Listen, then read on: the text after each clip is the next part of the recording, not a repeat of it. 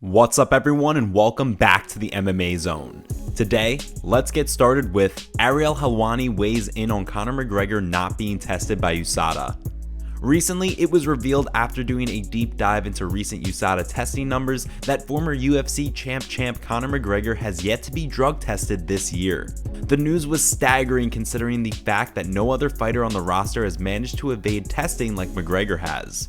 The ramifications of the news quickly spread like wildfire as members of the media and other fighters on the UFC roster were quick to weigh in on the situation. Specifically, top-ranked lightweight fighter Justin Gaethje revealed that although he wants to be the man to welcome McGregor back to the octagon next year, he is skeptical of a fight with the former champion given the fact that he could be using performance-enhancing drugs at his leisure.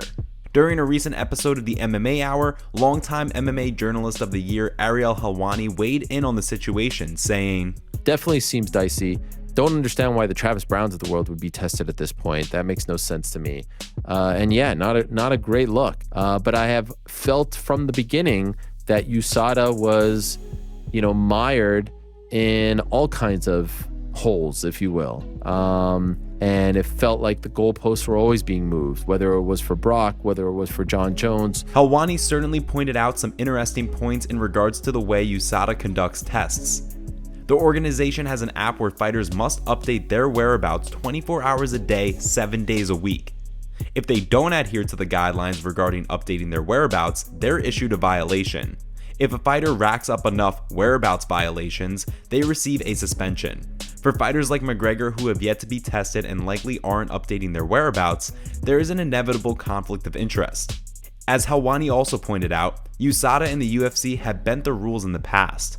As fight fans may remember, prior to his return to the octagon at UFC 200, Brock Lesnar had the mandatory 6-month testing period waived before officially becoming an eligible fighter. That of course spelled disaster for the UFC as his opponent at UFC 200, Mark Hunt, ultimately sued the promotion when it was revealed that Lesnar had failed drug tests leading up to the fight that weren't made public until after the fact.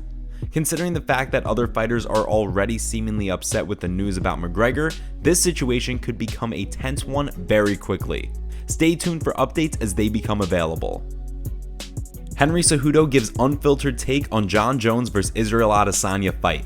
For quite some time now, former pound-for-pound kingpin John Jones and longtime middleweight champion Israel Adesanya have been at each other's throats. The pair have continued to beef on social media time and time again, with both men declaring their intentions to fight the other at various points. Despite that, and the fact that Adesanya has competed at light heavyweight in recent years, Jones has since left the division in pursuit of champ status at heavyweight. Unfortunately, as fight fans are well aware, Jones has yet to make his heavyweight debut and has been absent from the octagon for 2 years. In a recent YouTube video, Henry Cejudo, who Jones has spent time training with in Arizona in anticipation of his move to heavyweight, spoke about bad blood between the two champions, saying, "Oh, Jones would kill Israel. It's like Jones would absolutely kill him, dude. Like kill him. If you were to let Jones literally kill him, Jones would kill him. That's how much he doesn't like him." The reason why I kind of started not becoming a fan of Israel is just because of the simple fact that he talked about his mom who was deceased. You know what I'm saying? Like to me, that was just like a deal breaker. Unsurprisingly, the comments Adesanya made about Jones's mom didn't sit too well with many fans. With Jones still planning to fight at heavyweight when he returns to the octagon, this beef likely won't be settled inside the cage. With that being said, it sounds as though cooler heads have prevailed and this beef is currently on ice for the time being. Next up, Daniel Cormier weighs in on Justin Gaethje accusing Conor McGregor of using steroids. Former UFC champion Conor McGregor has continued to make headlines this week following reports that the Irish superstar is yet to be tested by USADA in 2020. The news was staggering considering the fact that the Notorious One is the only fighter on the UFC roster to avoid being tested this year. Many fighters on the roster understandably were furious over the fact that McGregor has somehow managed to skate by without being tested. With how many fighters have continued to pursue a fight with McGregor in anticipation of his return, it wasn't surprising to see fighters like Justin Gaethje back off after the news about McGregor surfaced. The way UFC Hall of Famer Daniel Cormier sees things, Gaethje has levied some incredibly hefty accusations on McGregor. Considering how serious the claims are, Cormier believes Gaethje's team had to have some kind of insider info. Justin went so far as to imply that Conor McGregor, or straight up say honestly, that Conor McGregor's off doing some steroids. That is a pretty bold statement. My question is, how does Gaethje know that, right? Is Gaethje checking the USADA website to know and say this with this much confidence? Or is he basing this on Conor McGregor's appearance? As he continued to explain in his video, he believes that Justin Gaethje must have some kind of insider info on McGregor's camp where he knows for sure that McGregor is in fact on steroids. Considering how active McGregor has been on social media in recent weeks, it seems as though it's only a matter of time before the former champ responds. And before we continue, make sure you give that like button some love and be sure to subscribe to the MMA Zone for all of the latest news. The last man to defeat Islam Makhachev predicts Charles Oliveira wins at UFC 280. Ever since Islam Makhachev joined the UFC in 2015, the Dagestani prospect has continued to make a name for himself. Over the course of his 7 years in the UFC, Makhachev has put on countless dominant performances to earn himself a crack at the vacant lightweight strap against Charles Oliveira in October. With a record of 11 wins and just one loss inside the octagon, only one man has managed to defeat Makhachev over the course of his 23 career bouts: Adriano Martins.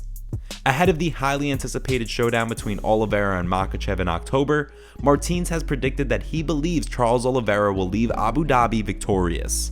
With just weeks to go until the pair collide inside the octagon, Martins joined MMA Fighting to give his thoughts on the upcoming bout, saying, "I see Makhachev evolving as an athlete and a man, physically speaking, and I think he's trouble for a lot of people. But I see Charles as the favorite because he's on a roll as champion. He fought a lot of tough people recently and completely ran through them." While Martins of course has defeated Makhachev in the past, there is another reason the former UFC fighter could be leaning towards Charles Oliveira in the bout. The two Brazilian fighters have trained together for some time at Diego Lima's Shoot Box Academy over the years. With that being said, the fact that Martins has defeated Makhachev could help give the former champion Charles Oliveira a unique edge going into this title fight. With time winding down until the bout, we want to hear from you. Who do you think leaves Abu Dhabi with the 155-pound strap on October 22nd? Give us your thoughts in the comment section down below. And now, for our breaking news story of the day, we have Dana White announcing a big money move for the UFC. Last up, Chael Sonnen predicts Kevin Holland will be thrown out of the UFC if he loses to Wonderboy. The ongoing saga with Kevin Holland has been an interesting one to say the least. After Khamzat Chimaev missed weight by a whopping 8.5 pounds for his scheduled UFC 279 headlining scrap, Holland stepped in to fight the streaking contender on short notice. Although UFC President Dana White stated that no fighter received a bonus for taking a short notice fight on the card, Holland was quick to announce his retirement on the heels of his lopsided loss, citing a large paycheck from UFC 279 as the main reason. While fans were quick to write off Holland's retirement as a publicity stunt, the fan favorite fighter doubled down on his retirement plans, revealing that only a thrilling fight could bring him back to the octagon. Just days after doubling down on his retirement, it was revealed that Holland would be returning to the octagon before the end of the year to square off with fellow striker Stephen Wonderboy Thompson.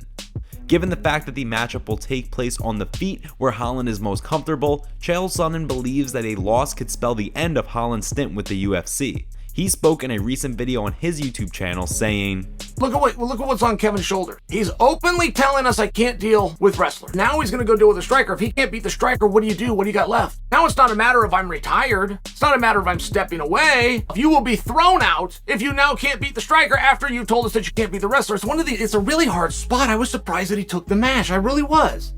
With just under 2 months to go until the bout takes place, we want to hear from you. Who do you think emerges victorious in the clash of the strikers? Give us your thoughts in the comment section down below. Today's video was packed with some juicy stories from the fight world. What are your thoughts about what's going on in MMA? Don't forget to smash the like button and subscribe to the MMA Zone to see more videos just like this. See you next time.